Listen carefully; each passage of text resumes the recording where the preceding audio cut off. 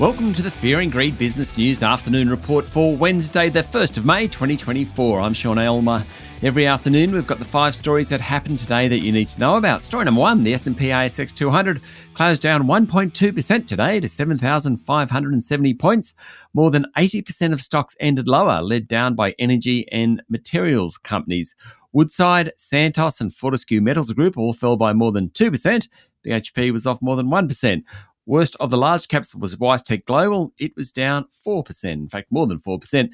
In corporate news, Woolies said it has agreed to sell 5% of Endeavour Group, taking its shareholding down to 4.1%.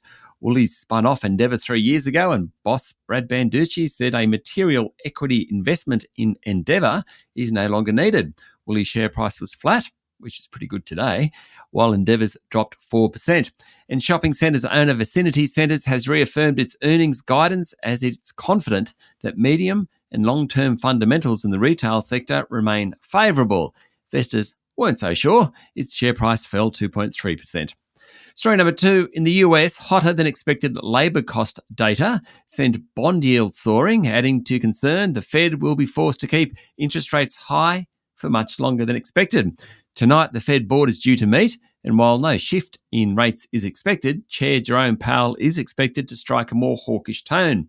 That didn't help the Aussie dollar today, which fell back below 65 US cents. In Europe, Germany pushed the 20-country Eurozone to faster than expected economic growth, although market watchers still think interest rates in the region will fall in June. The Eurozone's gross domestic product expanded 0.3% in the first 3 months of 2024. Pretty anemic, but not bad for that zone. It actually contracted at the end of last year.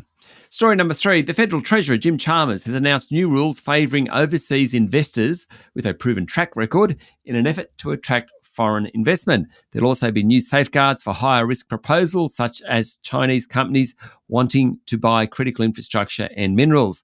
Dr. Chalmers made the announcement, a key plank of the government's Future Made in Australia Act today, and said it's needed to safeguard economic and national security. He said the reforms will make Australia a more attractive place to invest, boost economic prosperity and productivity, and strengthen the country's ability to protect the national interests in an increasingly complex economic and geostrategic environment. The rules include streamlining processes for known entities looking at non-sensitive sectors and a reduction in paperwork for repeat investors whose ownership structures haven't changed. The revamp of foreign investment rules is also aimed at alleviating the housing crisis by allowing offshore money to buy established build-to-rent properties.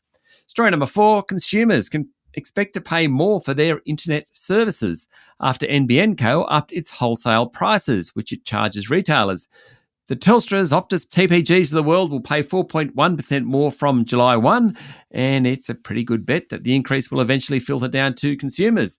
NBN Co, which is of course owned by the Australian government, said it's been impacted by higher input costs of materials from suppliers, and the increase is in line with the annual growth in the Consumer Price Index.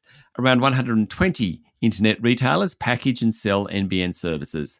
And story number 5, New York City police officers pushed onto Columbia University's campus, breaking up an escalating protest and arresting pro-Palestinian demonstrators who had barricaded themselves in a building.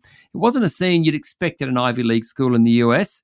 Now, live television broadcasts show officers entering Hamilton Hall, the latest focal point of the protest, which had been occupied by demonstrators.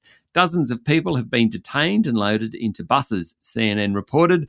The police action caps 2 weeks of rising tensions at Columbia, punctuated by more than 100 arrests on April 18 in subsequent protests that culminated with the takeover of Hamilton Hall, according to Bloomberg. The activists have condemned the Israeli military campaign in Gaza that the Hamas-run health ministry says has left more than 34,000 people dead. That's it for the afternoon report for Wednesday, the 1st of May, 2024. Don't forget to hit follow on the podcast and find Fear and Greed on LinkedIn, Instagram, X, TikTok and Facebook. Join Michael Thompson and I tomorrow morning for the Fast 5 by Fear and Greed, the top 5 business stories you need to know in just 5 minutes. I'm Sean Aylmer. Enjoy your evening.